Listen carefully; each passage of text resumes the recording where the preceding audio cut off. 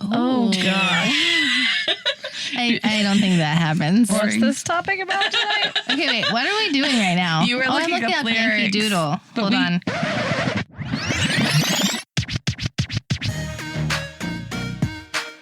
You're listening to the Calm, The Storm. the Whimsy podcast. Tell your story, because I almost skipped it. Our girls, well, Crystal's girl and my girl, Oh. Letty and Eliza, had her piano recital, and they did awesome. They It was did Letty's so first one, good. right? Letty's first one. And Letty's first one with a regular piano because she plays at home on a keyboard. Okay. So she was super nervous. We play on a keyboard as well. Okay. See? But Liza's been doing this a few years, but it's just cool to see how far they come. She did so good. So good. They both did really well. It was awesome. Well, Aaron and I were both saying last night, it's funny to us how certain things rattle or like make you nervous, but that is not one thing that makes her nervous. She did Wasn't not nervous at all. No. I asked her. She's like, nope. Liza's like, oh my goodness. Nope, She not gets at nervous. all. Like, but that she's nervous about other things, but that's not something that makes her nervous. And That's I'm like, awesome. I'd be like sweating in my armpits. Yeah. Eliza doesn't look nervous. She doesn't. No, and she does doesn't. so well She too. looks Practiced so grown so up. much for that. I know. What in the world? So sweet. Passed me up in height. She's did. just beautiful. She is.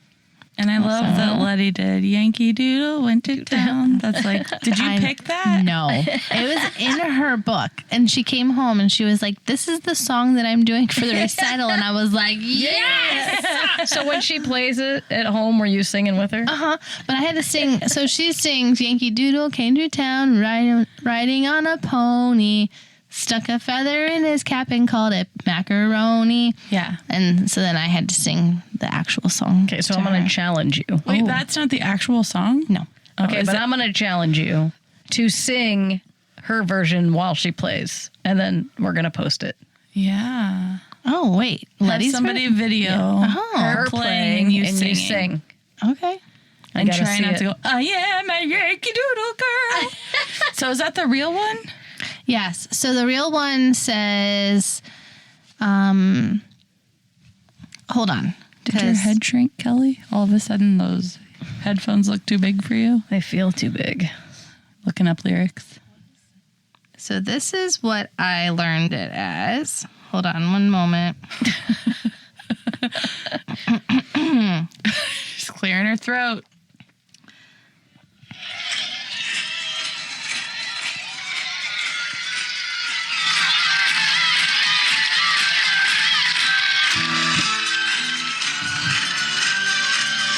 I'm a Yankee Doodle dandy. Yankee Doodle boy. Live nephew of my Uncle Sam, born on the 4th of July. Got a Yankee Doodle sweetheart. She's my Yankee Doodle joy. Yankee Doodle went to town just to ride a pony. I am a Yankee Doodle boy. Boy. Yeah, I said girl because I'm a girl, but I Oh. changed it. Are you sure? Are you sure you're Welcome back. Let's dig deep into the heart of community investment, one person at a time. Let's explore the powerful idea that true change begins with individuals. Each of us holds the potential to positively impact our neighborhoods and beyond. So when you think about the word community, what do you think about? people? People. I think about the people that I am surrounded by, Okay. specifically my home, and then extend it out to the people in my 8-mile radius. Okay. That's very specific. That is 8 very miles. specific. Yeah, that's green all the way around. Oh, is it 8 miles? I Pretty didn't much. know that. Oh. So I know that I can drive I used to drive from my house to Chapel Hill, and it was under 8 miles. Okay. And then if I would go over to like Maslin Road, it was about 6.5. So like within an 8-mile radius. Yeah. I told Aaron that I could live in an 8-mile radius and live in green that way. So Yeah. do you think community is outside of that at all? Or is it more just like who surrounds us, literally? Like church, family, would you consider that your community or just where you live? For me specifically, probably where I live. Okay. Yeah. What about you? Specifically. And my church meets in my house. So I guess Yes. that's community. In your Yes. neighborhood? I would say, even if my church wasn't in my home, I would think that's community because a lot of times they team up to go do mission projects Yeah. in different communities. But Yeah. if the people that you see on a regular basis, I would think would be part of your community too. Yeah. I think that's how I view it too. I have issues though. So We know, Crystal. I know. Honestly. There's more Can't than be one. a texture issue thing. No, it's not a texture issue. It's not a food issue. I don't know. I struggle with my community being church because right now I'm not super involved in my church. So like I go to church. Yeah. My kids are in church and we do the Sunday morning, but I'm not involved in other aspects of church. So I don't feel like that's my community right now. In the past, I probably would have said that was my Yeah. community, but I'm not in like a small group and I'm not in a Bible study and those types of things. So like, I feel like you are my community and my neighbors are my community. Yeah. Maybe even school, I guess, maybe, but Yeah. I don't really do a whole lot there, but that's definitely like, Yeah. I But guess yeah. I look at it like maybe there's different levels of community. So Yeah, there is yes. where we live in our neighborhood. yeah. But then also like anybody that I am like invested in on a regular basis, I would consider my community. Yeah, for sure. So what does community investment mean to you? And why do you think it is important? That's a big question. All of our eyes just got really big. Can you say that again? Yeah, I can. Okay. What does it mean to you to invest in your community and why do you think it's important? Well, I think if you find areas in your community that need help, Yeah. it is important to invest in those areas. Like one thing I'm passionate about is Greene is a very nice town, but there's also a lot of people that don't have a whole lot of money, and there's all these wonderful sports programs that they can't be in because it just costs a lot of money or they have to ask for a scholarship. So that's a big passion of mine. Like I want kids that can't normally pay for playing sports or buying all the gear they need to buy. I want them to have those opportunities because I've seen what great opportunities the Greene Sports Program has been for my kids, that I want anybody that wants to try it to be able to do it and money not hold them back. Yeah. Yeah. So I would say that community investment is important because the people that so for me, being a neighborhood, the people that I live around and that I'm doing life with in community, I want to be my friends and I want them to be people that I enjoy being around. And so I take that opportunity to know them and to grow with them as a whole, because those are people that I feel like are making my life better and the world around us. So like just growing with them that way. Yeah. And I think that it's important to just always be available because your passion for different things could change on literally an individual basis. So you see a need, you feel led to meet it, you meet it. So like one example is we have a neighborhood Facebook page and we have somebody in our neighborhood that was like unable to breathe.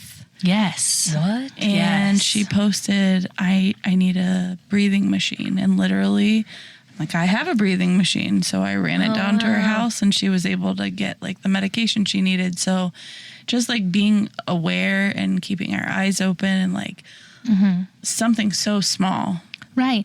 And just makes it a safer place to feel that, like, if you can offer someone a breathing machine, what else can we offer them?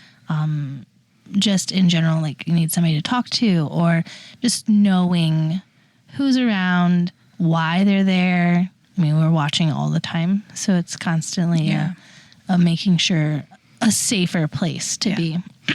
And building those relationships is so important, because you see people every day and have no idea what they're going through. You don't know if they have a lot of money or not to be able to afford the things that the community provides. You don't know what they're struggling with. So it's important to be available and get to know people and not just go about your day. Yeah. Well, and it's interesting because the relationships that we have developed, say, in our neighborhood and in our community, have been relationships that I would have never guessed. So we have neighbors who got married and didn't have anyone in their life and didn't attend church or things, and so had no one to marry them, and so asked Aaron to marry them. So cool. Which is crazy. And they want you to be a part of that day. I trusted him. And trusted him enough to not say, well, why haven't you gotten married for 20 years? Or why haven't you done this? But yet we know your story and why you haven't and why you are now. And so, like, that's so important.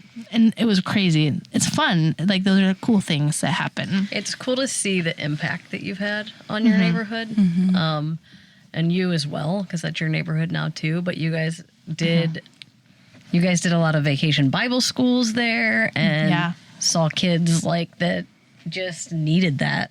So it was just neat to see you guys in action with boots on the ground right in your neighborhood. I mean, serving food to kids every summer. That was like a huge part of, I felt like, a ministry of, like, everybody come and eat, because Your house is the hangout. Like the one year you even got a porta potty, because that's where everybody was all You're summer. not coming into my house to pee. please, I need a bathroom outside. I will say, like, I feel like the unfortunate thing is, and I've been this person before, but a lot of believers don't look at their neighborhood like their community. They look at their church like their community. Yes, yeah. And your neighborhood is who needs you. Right. Like, our church needs you too, like your body of Christ, and to build each other up and to encourage each other. But, like, the community investment piece, like, you can't just... Yeah, I do. And, like, outside of neighborhoods. So, like, say, okay, so we live in the city of Green. And how do we better Green? Yes. And what does that look like? So, yes, my neighbors are here, and you have neighbors, and Kelly has neighbors, that we have bigger investment to make just in the lives of the people that we're around. And we're around a lot. Yeah. We're around a lot of people. Yeah. So we've lived in this house. It'll be 14 years this November. Wow. So we didn't know a lot of people. We're kind of like tucked back in, and it's just kind of, I don't know. We were always leaving our house to drive across town to another city to go to church. That's what we did. And then we started, like, we need to be like, we need to know these people, which we don't know them a ton yet. I mean, we know some of them, like the really close ones. But this lady moved in 2 years ago, and last summer, her name is Vonda. She's an older lady. She walks up and down the road every day. She's stretching her arms, and she went door to door and had a cookout in her backyard, and it was amazing. I got to meet everybody that lives on our street. It was so you did cool. that. Yeah, That's fun. it was so neat. So now I think about it, like, she didn't do it this summer. So I'm like, maybe we should do that. Just have the neighborhood over. Yeah. Yeah. Because that was awesome. Do it, because you never know the impact that you have on somebody by just inviting them. And they did. To They your sang home. worship. Like, my neighbor went over there and they sang worship music and had a guitar and, like, a mini sound system. See, that's crazy, because, like, I also feel like when you don't have it, so you don't have any idea how your home environment where you are just is the effect that has on someone. How you interact with your family, how you're interacting because you're at your house and you're at your safe place and they're coming in and they're seeing that. Like that changes people's lives, I think, too. So that's awesome. I think you should do it. Yeah. I think it's the same for you too, though, Kelly, because even though you don't have like as many neighbors that are close to you, the ones that you do have been to your home. Your kids have reached out to them to invite them to different things. Like you've not only built relationships with them, but have shown your kids how to do that as well. Yeah. For sure. And on a texting basis with them, like you know them. I ran into one of them when I was... I will never forget. You ran into one? Like hit them with your car? Yes. No. Oh, okay. But when you were traveling, there was like 3 different people taking care of stuff in your house. And like, I'm in your house and your neighbor walks in. She's like, hello, I just need a paper towel because the chicken's going to eat the egg or something it broke. And I can't let them be eating eggs. And I'm like, okay, that's like good neighbors. That is a good neighbor. community. She's a great neighbor. Yeah. Yep. She saw it on the cameras. I don't know how it happened. Well, she was coming up every day to check and grab the eggs for me. So we ran into each other that way, not with a car. That's good. So we talked about how we think it's important for us to invest in our community, but can you think of a time where your surrounding community made an impact in your life? So for me, my neighbor right now is amazing. Her name is Sue, and she is the nicest lady, and her husband's nice too. But she's there, like literally anytime we need anything. The one time an ambulance was called and she's like messaging me, is everybody okay? Or if she sees something we post about the kids being sick, is there anything you need? I can come over anytime and help you. And my kids have gone to her house in the morning when I had to leave early and she watched them all. And she supported their lemonade stands and their jewelry making. I mean, she is that neighbor that like, she just wants to be there for you and take care of you and like another family member almost. So I kind of have a neighbor that way as well. It's Rodney Carroll, and Linda has moved in recently, which is Carol's sister. But they just are always around. I remember when Liza was in kindergarten, it was raining, it was pajama day. I didn't get home before the bus, okay? So they didn't know what to do with Eliza. So here, poor Eliza standing by the garage in her slippers with Rodney.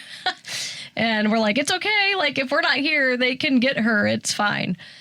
But they were just always willing to help or do whatever. And then we would help them with their dog when Rodney couldn't get the dog out and Carol was working.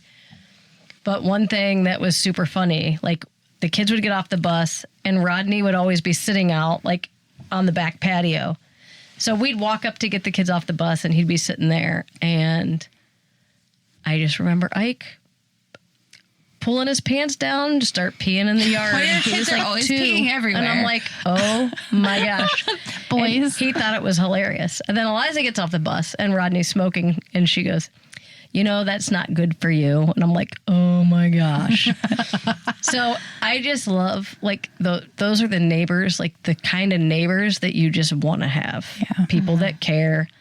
So I don't know. I've always wanted my kids to have that kind of neighbor. Like my Uncle Butch's neighbors, they were always that way. They were always there. You knew if they needed something or if they needed something. And they're like the neighbors you can call. I need an egg. Can you give me an egg? Can I have an egg? Yeah. Same. Same. So I feel like all of my neighbors have kids that are like right around us. And so we always are watching each other's kids and just have like an eye out for just in general, like what's happening around the neighborhood and around our area. And I think it specifically because I have a younger daughter and most of the other kids that are her age are the boys, just like having an eye out on her, it helps me to know that like somebody else has my back. Like they're going to watch my kid. They're going to help me out. Like if they're in the front yard and somebody's doing something they shouldn't be doing, like I just feel like they're protected. And then also I feel like it's hilarious because I always have the eggs or the baking soda. You or got it all. But every once in a while when I need something, they have it too. And so like Natalie has given me eggs and Jenna has given me eggs or flour. I think at one time I needed flour and I didn't have eggs too. And I was just going to say, and Hillary gave me eggs and milk. And Jenna's like, hey, do you have like 4 bottles of canola oil? You're like, yep, I'll bring it right over. I got it in the basement. I'll bring it right over. I literally have everything that they always need, but I never need anything. And Hillary was there for me. Yes. She brought me eggs, a carton, 12 eggs, and milk. I had no eggs or milk. I'm That's like, what crazy. the heck? I think she even texted me like, I know this is not normal. I was like, not normal. But yes, so my neighbors like have my back. Yeah. But I also think too, like Jenna always asks me, hey, I'm going to Giant Eagle today. Do you need anything? Mm-hmm. And so like, who does that? Like, Yeah, that's that's so crazy. kind that you would even think, or like she buys me all kinds of little things. She gets me. Like, wow. She gets me things. So like Letty came home today with a phone charger that was like Christmas lights that you plug in. It's Christmas lights. And she just thought of me. So like, it's just so fun. sweet. So, but yeah. The other positive, was that like a positive impact the community did for you? What was that question? I had one more thing. Yeah, your community. Just like, I would just say, I know I talk about it a lot, but like the sports program. Yeah. And some people, when I signed them up, they're like, oh boy, Yeah. we'll see. And I was scared, and it was such a good experience. And I I've have met also had a good so many experience. great people through Green. Yeah. So we've talked about the positive impact the community has had on us. Have either of you had experiences that were not positive, where you've lived in a neighborhood that you didn't feel like you could invest in or people were investing in you? I had a house when I first had Tori that I wasn't like a safe place for me.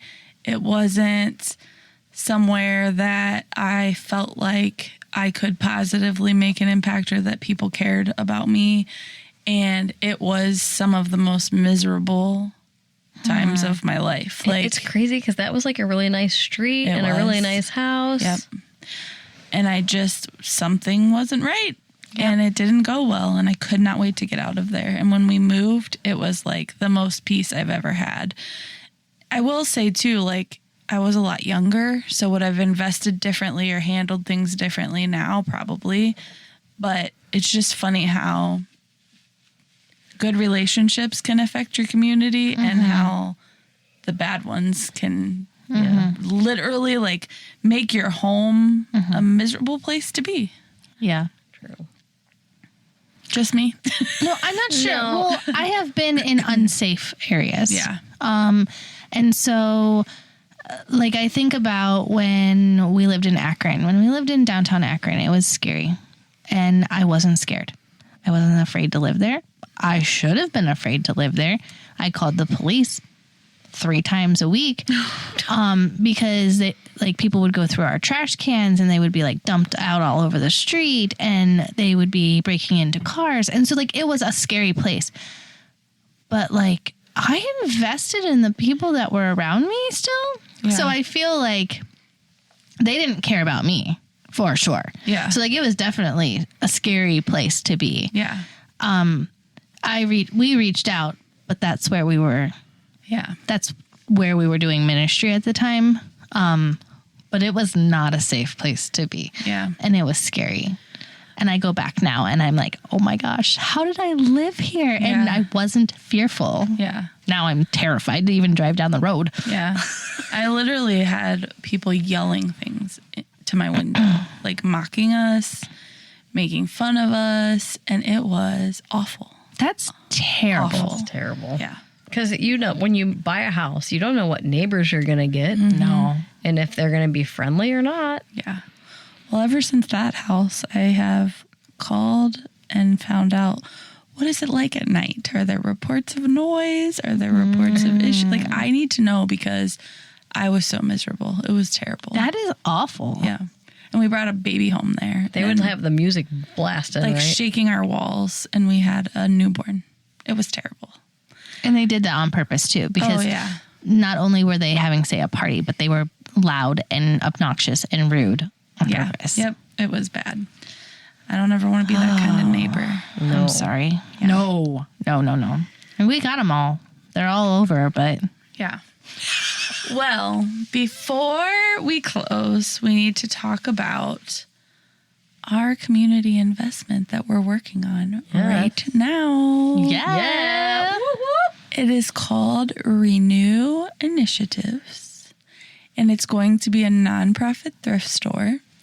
And the proceeds are going to go towards community investment and helping new and existing nonprofits.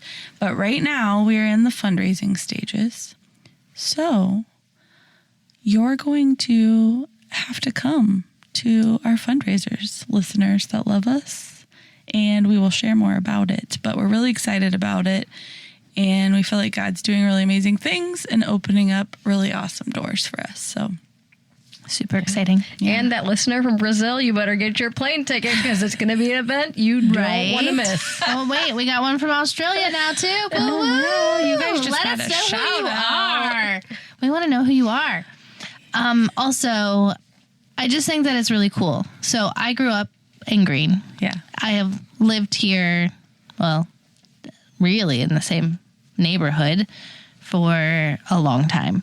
And I just think it's awesome. It's a great community with awesome people. And I think that it's amazing that a community outreach is going to happen in an area that you wouldn't think needed it. Mm-hmm. But And it does. it's so needed. Yeah. So don't overlook those things. Yeah. Like, that's important. And I feel like, when you live in a beautiful, growing community, there's still heartache and hurt and pain and need. And it's just better hidden. Yes. Yeah. Oh my gosh. Yes. Behind four walls. Yep. Well, thank you for joining us in this important conversation today. Let's turn our discussions into action and make our communities places where everyone can thrive. Thank you for listening to the Calm, the Storm, the Whimsy podcast. Follow us on Apple Podcasts, Spotify, Facebook, and Instagram. Stay tuned for our next episode.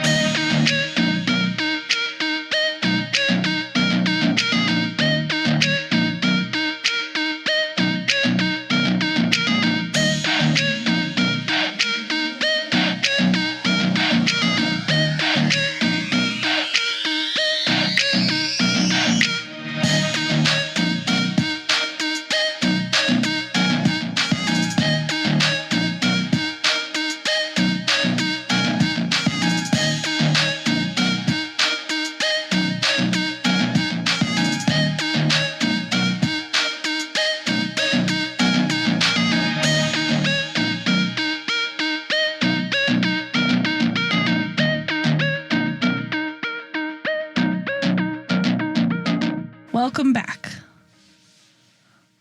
Just kidding. I feel it sound like her brains just came out of her nostrils. You should have videoed that one because it was like, Wow. oh man. Oh, sorry. What just I happened? felt it. I sneezed. I didn't even hear a sneeze, probably because you were like, Yeah, I was trying to see Yeah. if I could just stop her from sneezing. And I'm Because probably I'm gonna a mean sneeze again. person. I feel like I'm because I'm a mean person. Look at the light. Kelly makes fun of me, but that's supposed to be a thing. What? To snop, Snop to snop. to stop sneezing, you look at the light. Yes. okay. My eye. My is butt itchy. is going numb. Can you scratch it? Not my butt. No, I can't. I meant your eye, not my butt. I don't want to scratch it because it makes it worse.